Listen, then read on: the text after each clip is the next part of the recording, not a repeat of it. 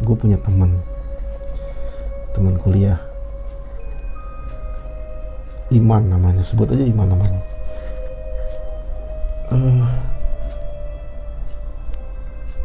Gue kenal waktu kuliah di Bandung tapi beda kampus. Jadi ada satu teman ngenalin ke si Iman ini, jadi bukan teman langsung. Kenapa gue harus ceritakan? Karena Iman ini punya kemampuan yang menurut gue luar biasa gitu.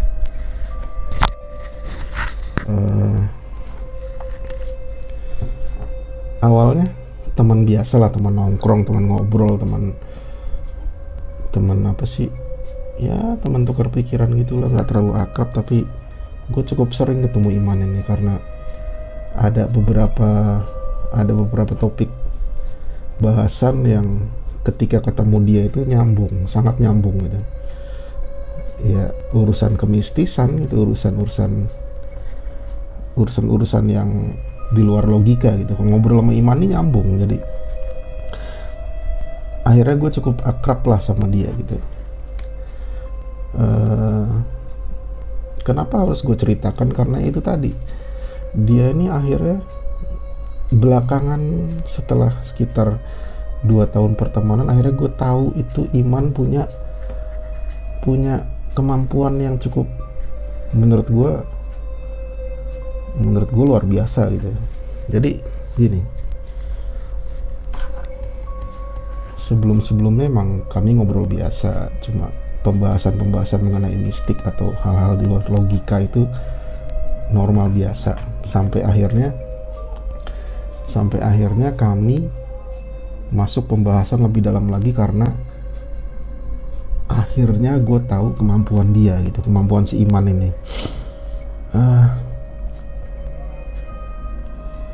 Suatu hari gue sudah beberapa kali main ke kosan dia, tapi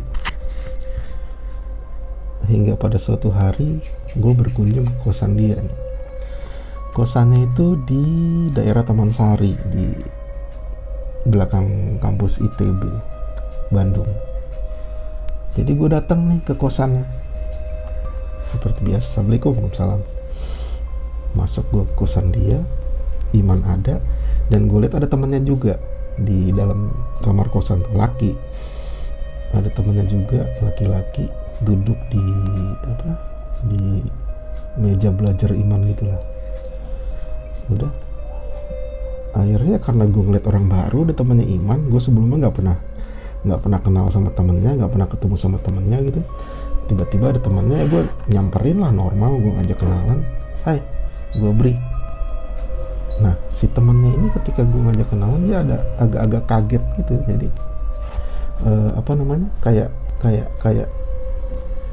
kayak kaget ngeliat gue gitu ya. Ini apa sih ini orang gitu. Lah, gue juga bingung kenapa nih orang kaget. Akhirnya dia ngenalin diri, sebutlah namanya Andre lah gitu. Iya, gue Andre, gue Bri. Udah, akhirnya Iman yang Bri, yang buka suara. Iman, Bri, kok lo bisa lihat dia sih? Lihat siapa? Gue bilang gitu. Lihat Andre. Lah, emang kenapa? Emang gue lihat gitu, emang kasat mata, emang kelihatan. Nggak gitu, Bri, katanya. Lo tuh harusnya nggak bisa lihat dia. Kenapa nggak bisa lihat? Karena emang kelihatan kok duduk di meja belajar gitu kan si Andre ini gitu. Kenapa mereka berdua kok aneh ngelihat gue bisa ngeliat Andre gitu? Kenapa gitu? Akhirnya mereka nggak ngasih penjelasan saat itu.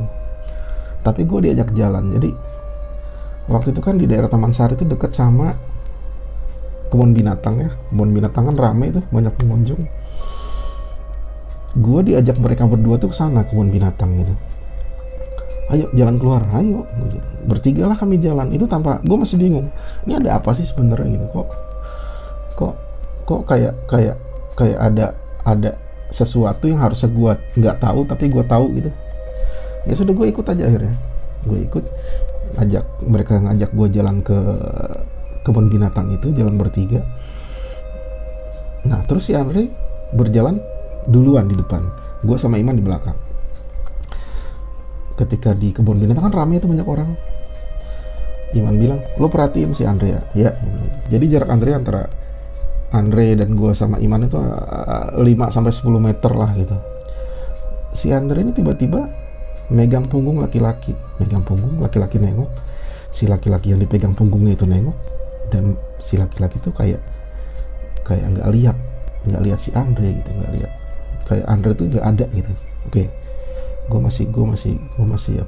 masih belum terlalu bertanya-tanya di situ. Akhirnya ada perempuan, si Andre ini tiba-tiba ngejatuhin tuh tas perempuan, jatuh itu tas. Si cewek langsung bolak-balik ngeliat kayak, tapi si Andre tetap berdiri di situ. Tapi perempuan tuh kayak nggak lihat Andre ada di situ. Aneh kan? Itulah aku bersadar. Di situ si Iman baru cerita, si Andre itu sebenarnya nggak kelihatan sama orang lain, nggak kelihatan sama orang yang nggak punya kemampuan apa-apa, nggak kelihatan sama orang yang biasa-biasa aja kayak gua. Kata si Iman bilang gitu. Andre tuh nggak kelihatan harusnya Bri, makanya kami bingung kenapa lu bisa ngeliat Andre waktu di kamar lah. Gue bilang ya emang kelihatan, emang orang gitu. Jadi akhirnya gue sadar kalau gue dikasih tahu kalau si Andre ini orang normal, orang bukan setan, bukan hantu, bukan jin, orang. Cuma dia punya kemampuan untuk membuat dirinya itu nggak kelihatan sama orang lain, nggak kelihatan sama sekali, nggak kelihatan. Ya itu gue dikasih lihat kalau si Andre megang punggung orang, jatuhin tas perempuan, itu nggak kelihatan gitu loh. Dan setelah itu gue beberapa kali dikasih bukti-bukti juga kalau Andre bener nggak kelihatan gitu loh.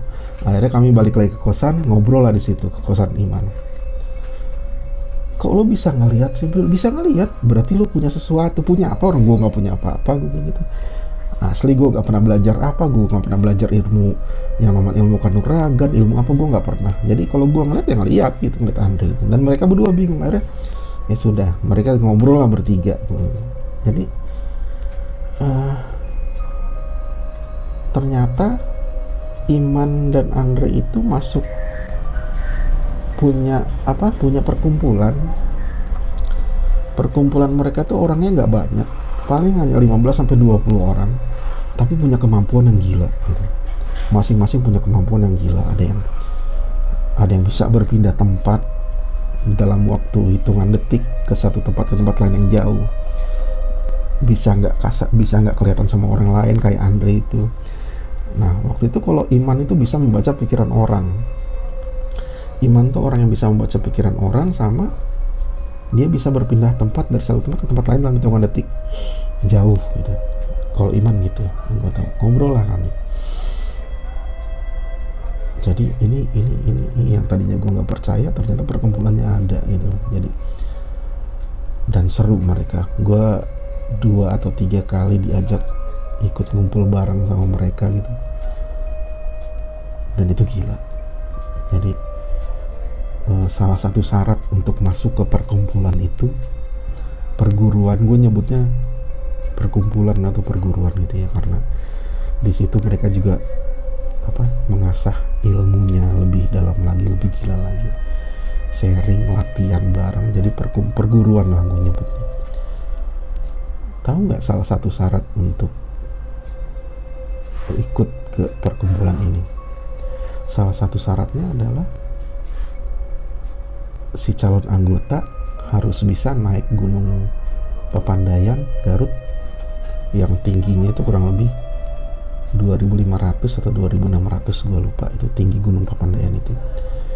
Dari bawah gunung Papandayan harus nyampe ke puncaknya itu hitungannya detik, bukan jam apalagi hari, tapi hitungan detik.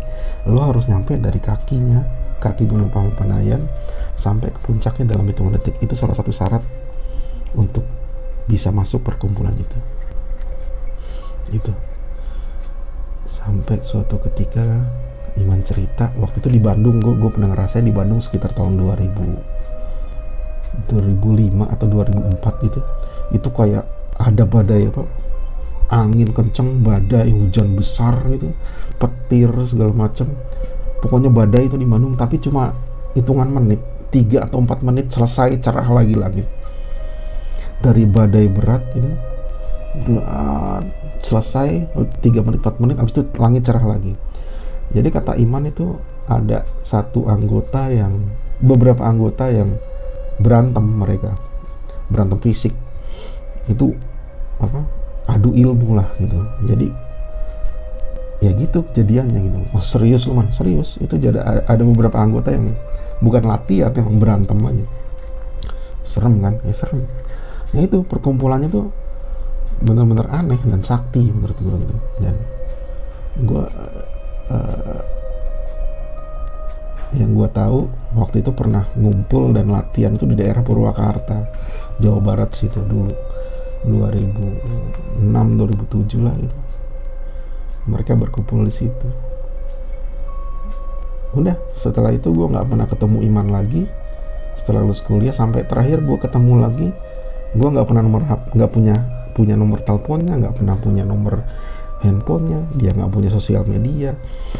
Tapi sekitar tahun 2018 kalau nggak salah, apa 2017 tuh gue ketemu lagi sama tuh anak. Tiba-tiba dia jalan depan kantor gue, "Bri, apa kabar?" Lah, ketemu lagi, ngobrol segala macam. "Lu di mana sekarang Man?" "Kerja." "Gua kerja di mana?" "Ada lah," katanya gitu.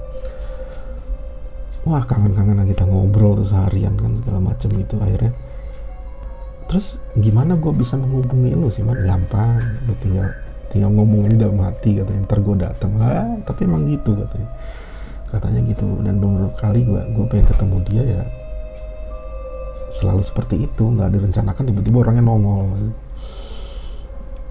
Apa ya, ini termasuk perguruan atau perkumpulan yang banyak orang nggak percaya. Gue juga tadinya nggak percaya, tapi ada gitu, perkumpulan orang-orang sakti menurut gue itu